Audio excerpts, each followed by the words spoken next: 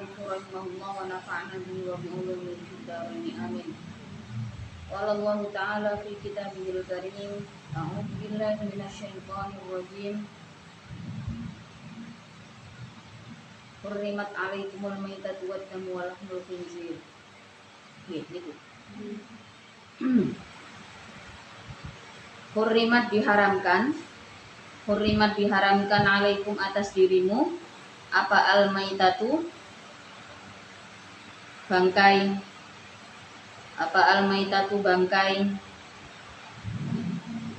ai akala artinya makan ha pada maitah, wadamu dan darah, ail mafsuhu artinya darah yang mengalir, kama fil an'ami sebagaimana di dalam surat al-an'am. Haram untuk dimakan hewan yang sudah jadi bangkai, dan juga haram memakan darah yang mengalir. Kalau zaman sekarang nggak tahu masih ada apa enggak ya, orang jual dedeh itu masih ada nggak zaman sekarang?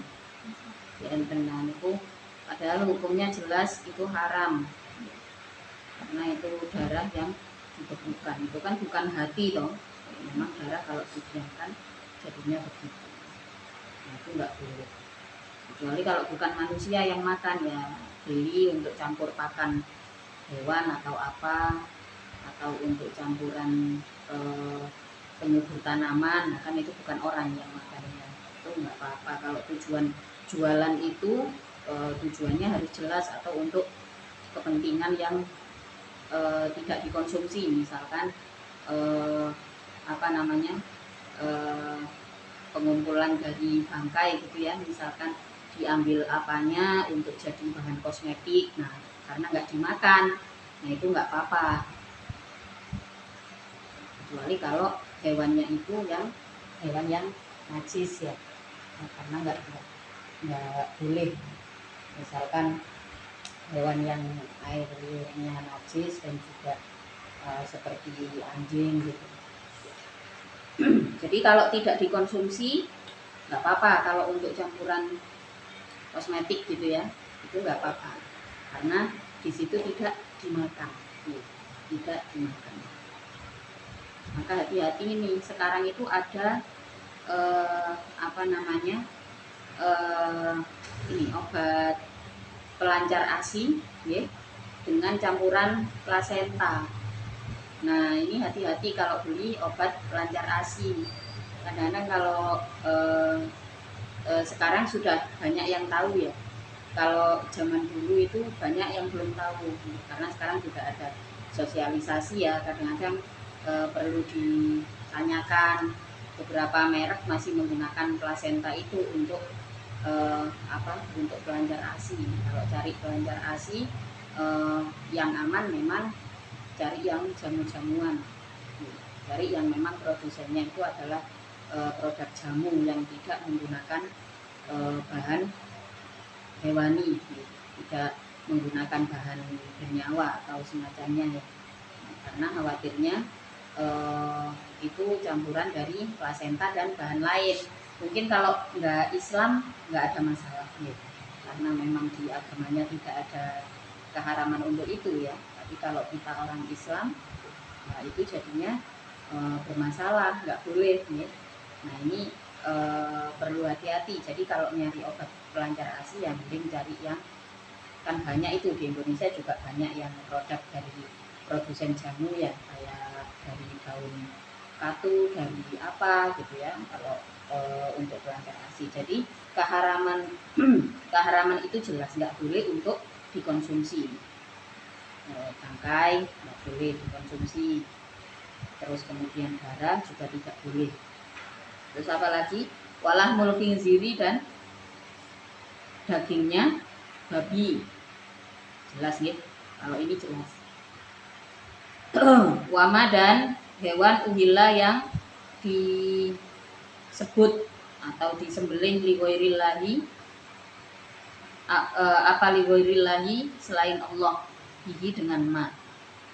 Jadi penyembelihan yang tidak menyebutkan nama Allah, yang lupa bacaan basmalah.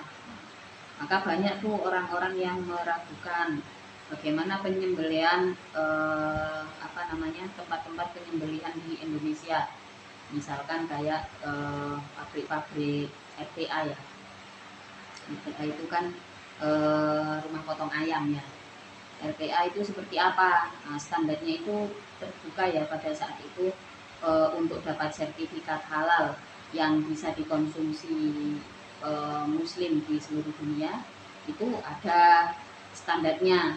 Ya. Jadi nggak kok hanya diingatkan, tapi biasanya di RPA meskipun bosnya itu bukan orang Muslim ya, biasanya kan kebanyakan yang sifatnya factory atau pabrik seperti itu kan kebanyakan bosnya juga orang luar ya, orang atau orang Indonesia keturunan ya, kayak orang Cina gitu. Tapi standar itu harus diikuti untuk dapat label halal dari MUI ya. Sekarang kan halalnya kan dari MUI. Itu standarnya apa? Biasanya di tempat penyembelihan sudah ada itu. Bagaimana mulai dari awal ayam itu datang prosesnya, kemudian di tempat penyembelihan itu ada tulisan Bismillahirrahmanirrahim.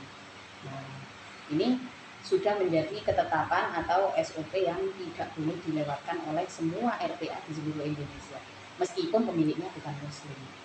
Jadi udah nggak perlu ragu, kita tinggal di sebuah negara yang jumlah Muslimnya terbesar di dunia, gitu. Otomatis negara ini juga sudah banyak, gitu. Sekarang sudah banyak orang-orang yang tahu agama, yang juga menduduki posisi pemerintahan.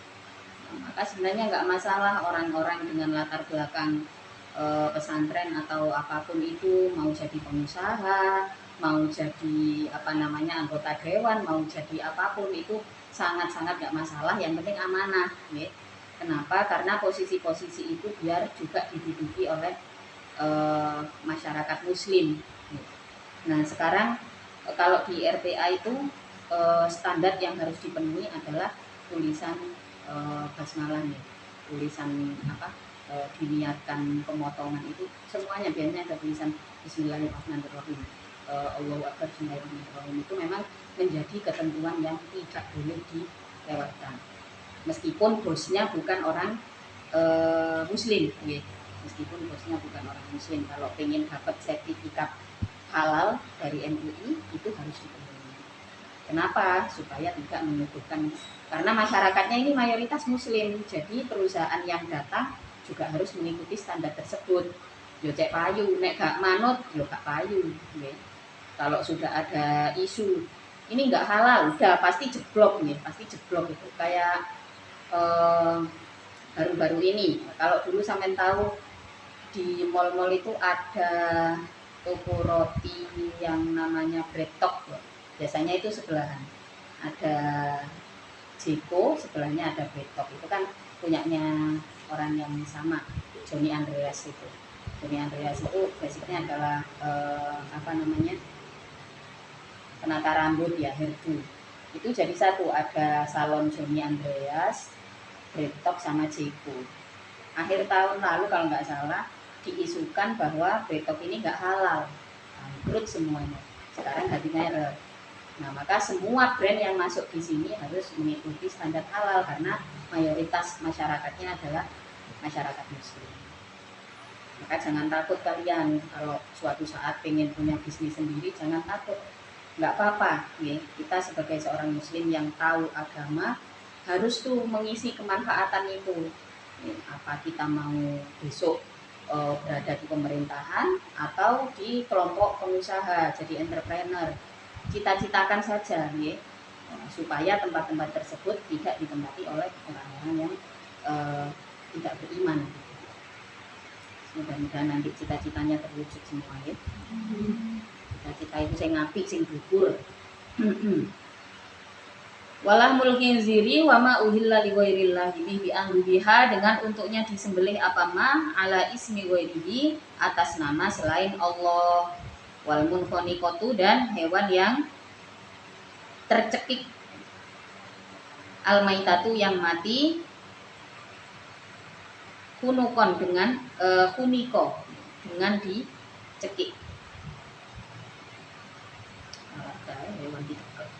Wal mauqudatu dan hewan yang mati dengan dipukul. Al maktulatu artinya yang terbunuh korban dengan dipukul. Wal mutaroddiyatu dan hewan yang jatuh. As-sakitatu artinya yang jatuh. Min uluwin dari tempat yang tinggi ila asfala ke tempat yang tempat yang bawah. Famatat maka kemudian mati apa?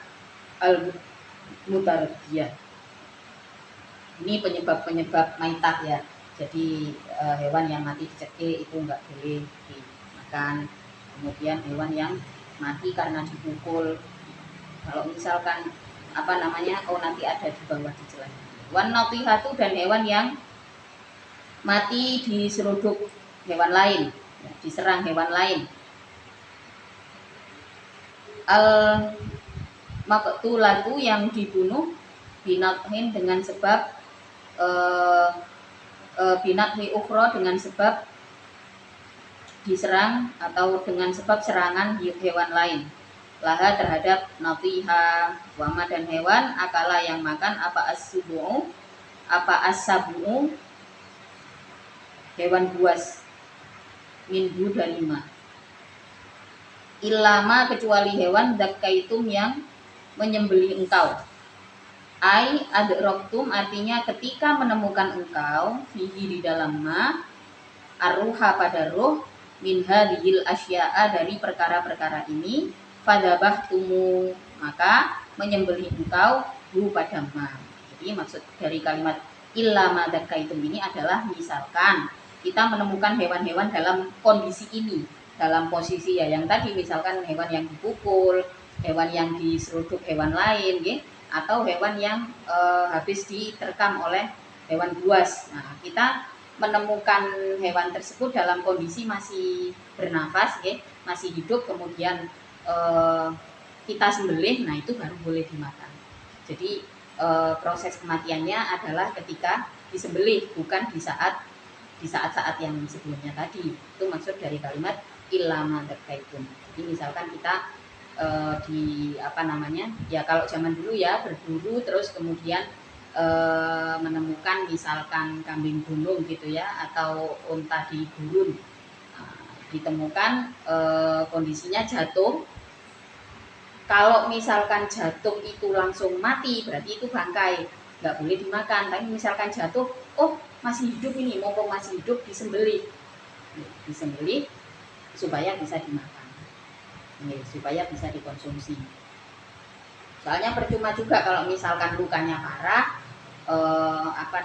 kita juga tidak tahu bagaimana cara merawat binatang yang terluka, nanti jatuhnya malah dia sakit dan sebagainya. Sementara sebagai seorang muslim, sebagai manusia, ada hewan-hewan yang memang diperuntukkan jadi rezeki kita untuk dimakan, untuk dikonsumsi. Pada saat itu mungkin hewan-hewan tersebut pertolongan yang tepat adalah disembelih karena memang peruntukannya dia bisa dikonsumsi gitu ya. Jadi kalau misalkan, maka biasanya ada kebijakan seperti ini, terutama pada saat kurban ya, pada saat kurban, musim-musim kurban. Misalkan ada hewan yang di situ sakit atau bukan sakit lah ya, misalkan jatuh atau apa hewannya, nggak usah nunggu hari kurban, karena dia terluka kan. Nah daripada sia-sia sudah dibeli tapi jatuh, mungkin pas bawa turun dari truk jatuh gitu ya, terus lukanya parah, nah disembelih lah. Disembelihnya ya dengan nama Allah, tapi tentu saja kita tidak bisa niatkan untuk kurban karena belum masuk hari raya kurban. Nah, itu maksudnya dari kalimat ilama dzakaitun. Wama dubiha, wama dan hewan dubiha yang disembelih apa ma ala ismin nusubi atas menyebut nama-nama berhala. Hewan yang disembelih atas nama selain Allah langit, atas nama berhala. Jam'u nasobin, adapun an-nusuk itu jamaknya lafadz nasobin wahya, adapun an-nusuk itu al-asnamu beberapa berhala. Wa antas taqsimu, dan haram mengundi engkau, mengambil undian engkau. Taqlubu artinya mengambil engkau al-qisma pada undian, wal hukma dan sebuah hukum, sebuah ketentuan, bil azlami dengan anak panah. Jadi zaman dulu sebelum masuknya Islam itu ada, istiqorohnya itu pakai anak panah gitu ya. Ini sebelum adanya Islam. Jam'u zalumin. Adapun azlam itu jamaknya lafaz zalum bi fathhi zai, dengan fathahnya za wa dhammiha dan dhammahnya za. Maaf fathil lami. Oh berarti zalam ya, zalam atau zulam. Waalaikumsalam. Bi fathil lami, maaf fathil lami beserta fathahnya lam. Qadhun yaitu anak panah, bi kasril qafi dengan kasrohnya qaf.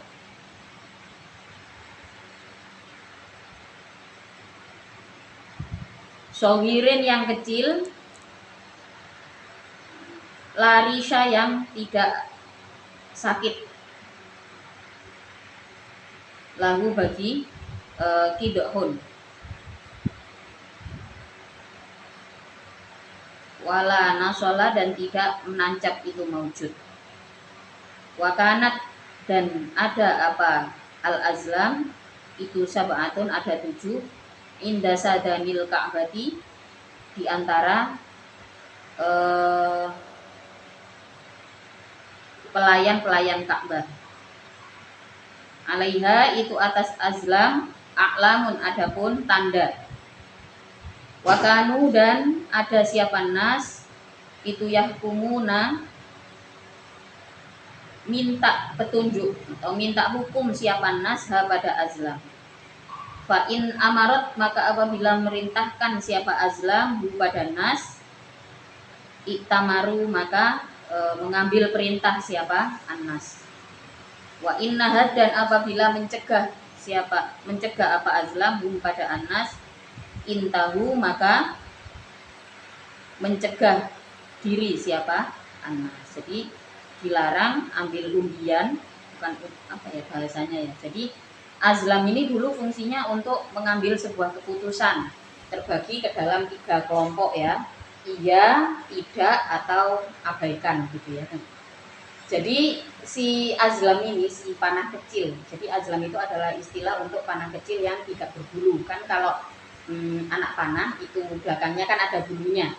Nah azlam ini tidak ada bulunya dan juga tidak lancip, tidak tajam. Nah, ini digunakan untuk apa? Ya kecil, panahnya itu kecil kayak pulpen gini. Ini digunakan untuk mengambil keputusan, misalkan ada satu kelompok ini, atau misalkan keputusan pernikahan gitu ya, pilih tanggal gitu misalkan, pekerjaan atau bepergian. Nah dulu sebelum datangnya Islam, orang-orang jahiliyah itu meramal nasib atau menentukan sebuah perjalanan, pernikahan atau apapun itu pakai azlam ini. Setelah masuknya Islam, kondisi tersebut dilarang. Bahkan Islam sudah mengajarkan ketika kita dibingungkan dengan pilihan yang sama-sama baik, Rasulullah sudah mengajarkan dengan istiqoroh gitu ya. Atau kalau istiqoroh itu ya macam-macam, ya, dengan sunnah dengan doa yang dari hadis sahih yang selama ini kita tahu ya, yang al-maksur dari Rasulullah itu ya, al-warid dari Rasulullah itu. Terus kemudian macam-macam lah orang itu, ada yang pakai Al-Quran gitu ya, rakaat pertama pakai surat Al-Kafirun, rakaat kedua pakai surat Al-Ikhlas ya, kemudian baca doa istiqoroh itu, terus buka Al-Quran. Nah, nanti ayat yang muncul, nah itu petunjuknya, gitu, macam-macam lah. Nah, ini kalau Islam menentukannya seperti itu, tapi di saat zaman jahiliyah itu pakai azlam. Maka kenapa kita itu nggak boleh menggunakan ramalan-ramalan yang sifatnya tidak sesuai dengan syariat Islam ya, seperti misalkan menggunakan dadu. yang di situ kita serius untuk mengambil keputusan itu gitu ya, itu nggak boleh, itu sudah diharamkan, sudah dilarang. Jadi kalau di zaman dulu ya pakai azlam itu, pakai panah kecil itu, misalkan ditunjuk ya, ada tiga, dia tidak dan abaikan gitu. Nanti panah itu menjurusnya kemana? Nah itu yang diikuti, paham ya maksudnya ya? Jadi di zaman jahiliyah itu yang dipakai untuk menentukan sesuatu, pernikahan dengan siapa atau tanggal berapa, ya? Atau mau melakukan perjalanan niaga kemana, itu pakai azlam. Setelah Islam datang, setelah ayat ini turun, karena ayat ini kan turunnya setelah Fathu Makkah ya, setelah Fathu Makkah jadi Rasulullah sudah terbentuk apa namanya, pemerintahan sosial ini sudah terbentuk, maka kemudian eh, ada hal-hal yang menjadi ketentuan, menjadi peraturan di tengah-tengah masyarakat. Di antaranya adalah larangan minta petunjuk dari azlam, dari anak-anak. Ya berarti teman-temannya juga nggak boleh, apalagi pakai kartu tarot lah, pakai dadu, pakai apa itu menentukan nasib. Itu nggak boleh nih. Islam sudah punya cara sendiri. Fa'in udah ya tadi ya, zalikum, adapun perbuatan tersebut itu fiskon, perbuatan fasik, khuruju anit taati, yang keluar dari ketaatan. Wa nazala, dan turun yauma arafata, di dalam hari Arafah, amma hajjatil wada'i, di dalam tahun haji wada,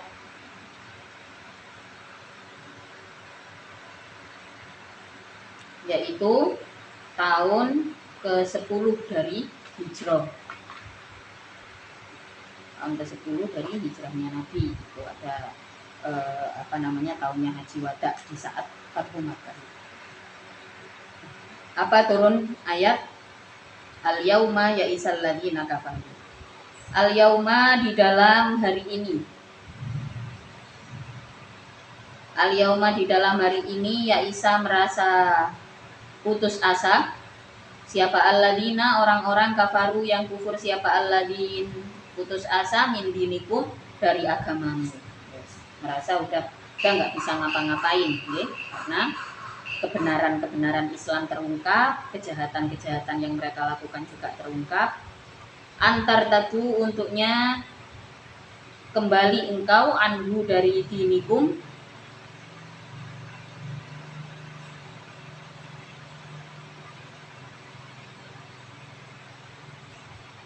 ba'da toma'ihim, setelah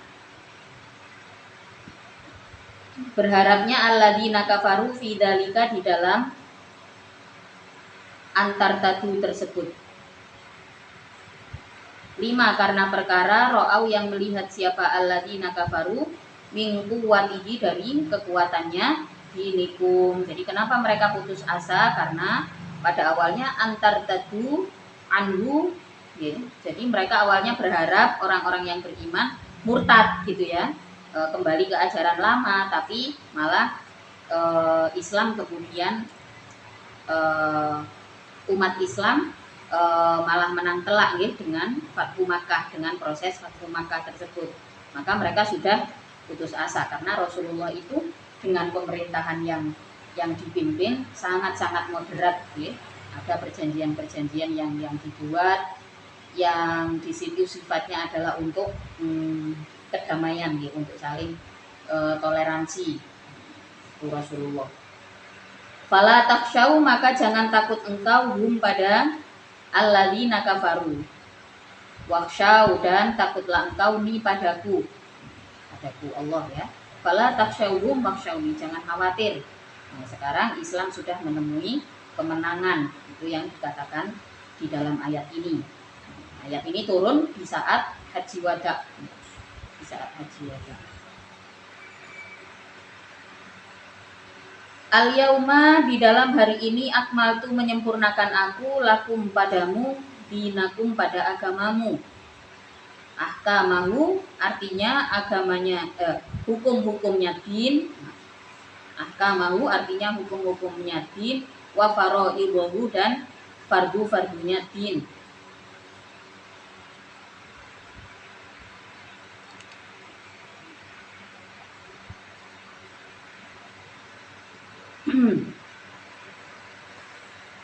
Falam yanzil maka tidak turun ba'daha setelahnya.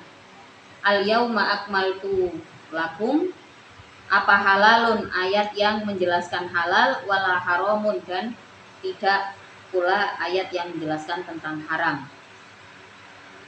Wa atmamtu dan menyempurnakan aku alaikum atas dirimu nikmati pada nikmatku disempurnakan. Nikmat Allah yang diberikan pada orang-orang yang beriman. Biakmalihi dengan menyempurnakan dinakum. Wakila dan dikatakan apa biduhu limat kata dengan masuk ke kota Makkah aminina dalam keadaan aman. Wa atmamtu alaikum ni'mati. Waraditu dan telah meridhoi aku. Ai ikhtartu artinya telah memilih aku lakum bagimu al-islama pada Islam, dinan pada agama. Faman maka adapun siapa saja. Jadi kalau ada orang yang tanya bagaimana agama Nabi Muhammad ini disebut dengan agama Islam, salah satu ayat yang menjelaskan itu adalah ayat ini. Nama Islam itu turun di dalam Al-Quran, dikatakan oleh Allah melalui malaikat Jibril melalui ayat ini. Agama yang dibawa oleh Rasulullah adalah agama Islam ya dari ayat ini. Jadi nggak bisa disangkal literaturnya mana kalau agama yang dibawa oleh Muhammad itu namanya Islam ya ini. Faman maka adapun siapa saja itu uturro merasa terpaksa fi mahmasotin di dalam kelaparan. Muja'atin artinya dengan kelaparan, ila akli syai'in terhadap makan sesuatu, lima dari perkara hurrima yang diharamkan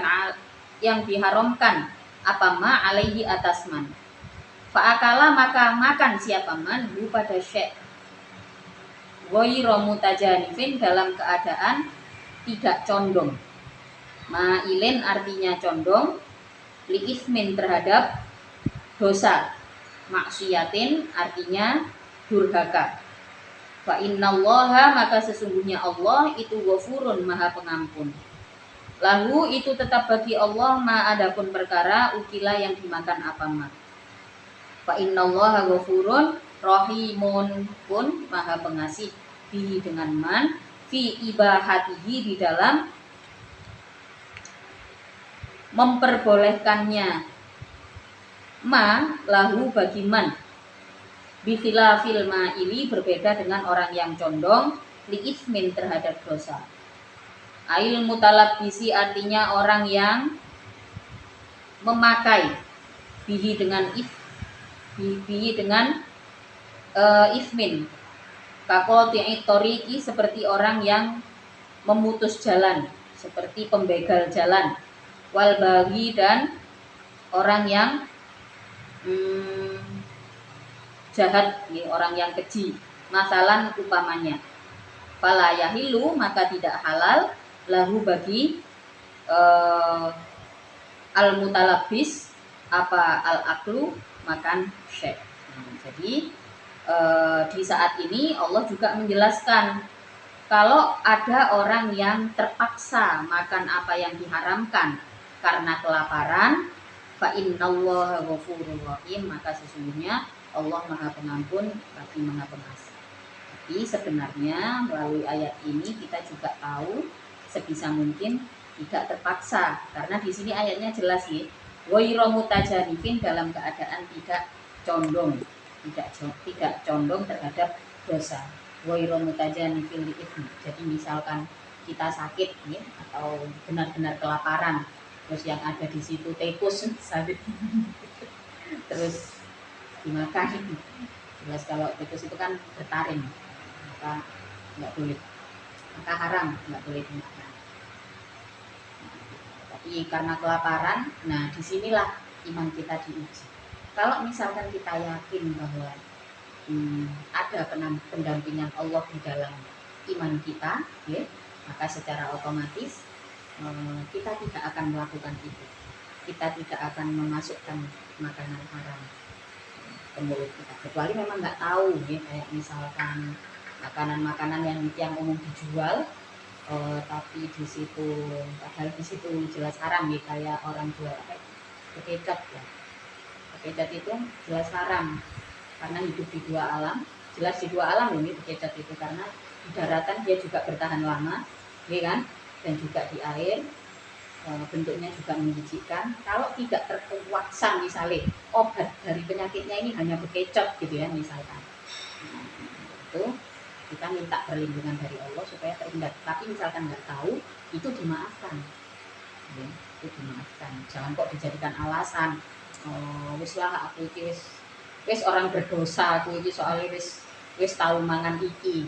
Itu jenenge suudzon nang Gusti Allah, ya. Di sini toh di akhir ayatnya juga dijelaskan fa innallaha ghafurur rahim, maka harus beristighfar ketika sadar.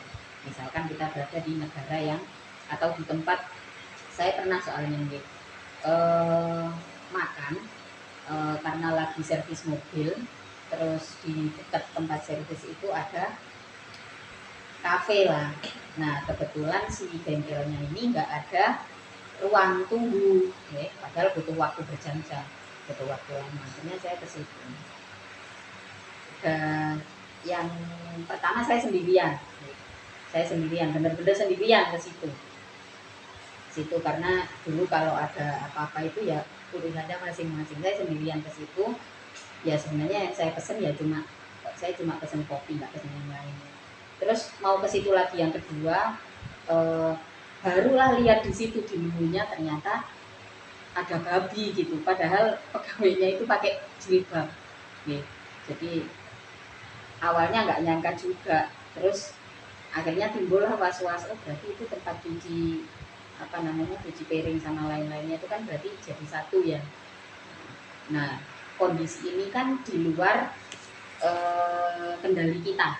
Nah, ketika kita menyadari, kita ingat ayat ini, fa innallaha ghafurur rahim, disitulah kita harus beristighfar. Wah, dulu beberapa bulan yang lalu saya pernah minum di sini gitu, ternyata ada menu babi yang kita lihat waktu karena pegawainya ada dua yang pakai hijab gitu. Fa innallaha ghafurur rahim. Terus yang sedikit lagi nih,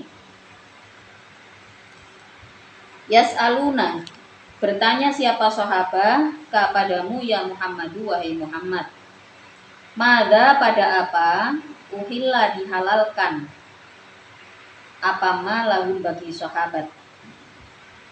Yas'aluna, akan bertanya siapa sahabat ini. Allah berkata pada Nabi Muhammad, ya, sahabat-sahabatmu akan bertanya, mada uhilla lahum, apa yang halal bagi mereka, minat to'ami, dari makanan. Kul, mengucapkan langkau, uhilla, dihalalkan, lakum, bagimu, apa at-thayyibatu, makanan yang enak.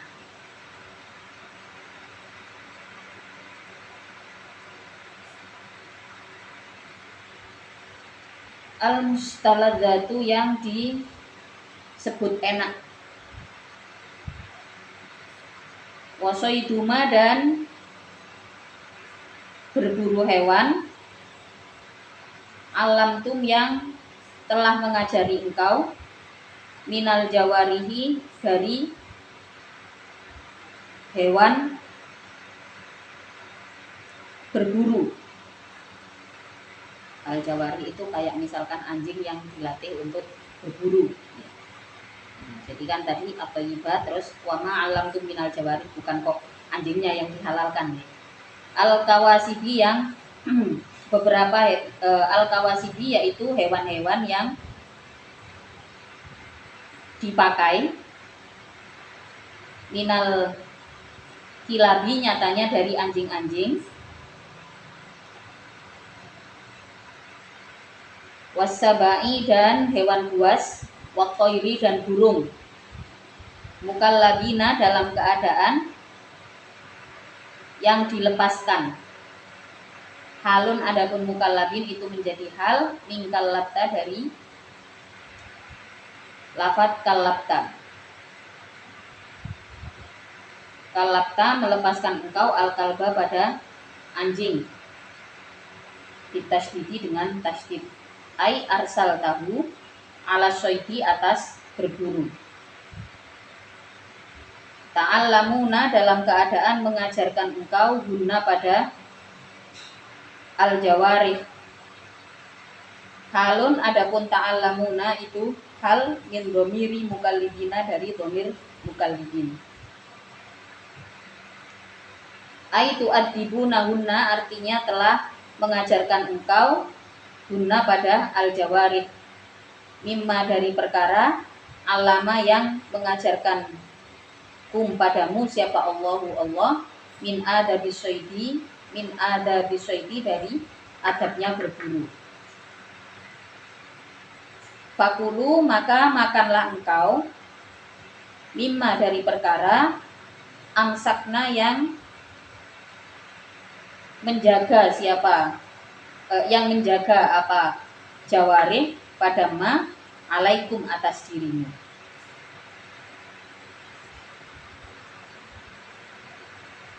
Alaikum atas dirimu.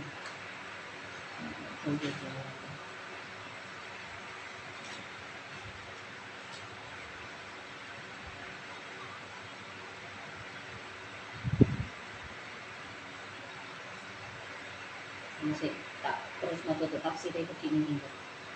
Wa ing qatalna sekalipun membunuh membunuh apa jawarih di alam yakulna dengan untuknya tidak makan apa jawarih minhu dari ma. Fitila fi ghairil muallamati berbeda dengan hewan yang tidak dilatih. Fala yahillu maka tidak halal apa sayyiduha duluannya ghairul muallamah. Jadi yang dihalalkan, hewan yang dihalalkan untuk dimakan nih. Yang pertama, makanan yang halal untuk dimakan adalah makanan selain makanan yang diharamkan otomatis ya. Uhilla lakumut thayyibat. Allah sudah menghalalkan makanan yang enak-enak.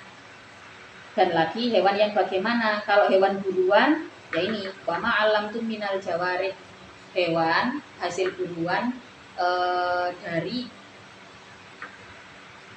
kita memanfaatkan binatang, memanfaatkan binatang buruan untuk memburu binatang yang dilatih untuk berburu ya. Al-jawari itu binatang yang dilatih untuk berburu. Di situ bisa jadi anjing ya, atau hewan buas atau burung.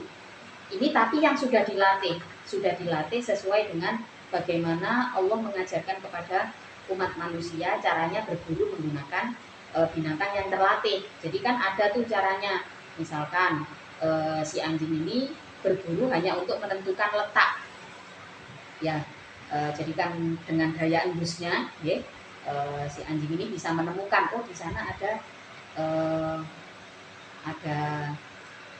kidang gitu ya, misalnya kalau kidang itu kan boleh dimakan ya, ada rusa gitu, di sana ada rusa, ini kan si anjing bisa menemukan baunya ya kan.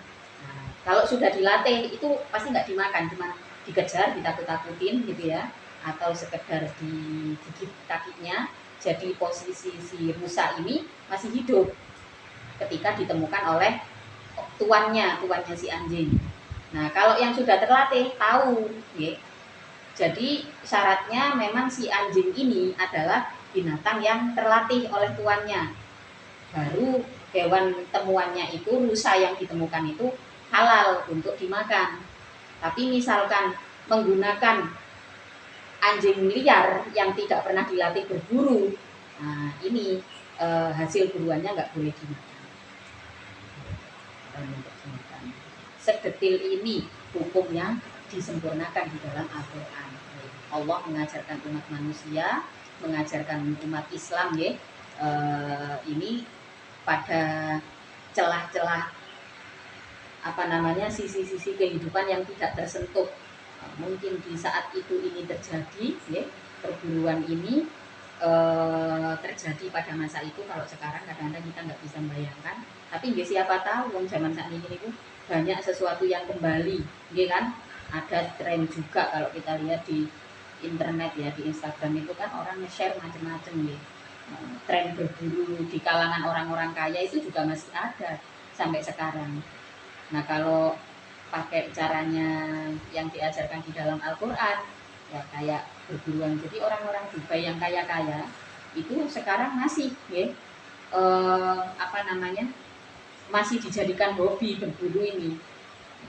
Mereka caranya apa ya, caranya dengan pakai burung ya, pakai burung besar itu ya, yang sama ngerti fotonya wong Dubai itu biasanya ya, itu memang burung yang dipakai itu untuk berburu. Itu masih ada, mana negaranya awak dhewe gak bayangno. Lah kok wedhus berburu tuku ae kok. Wallahu a'lam bishawab.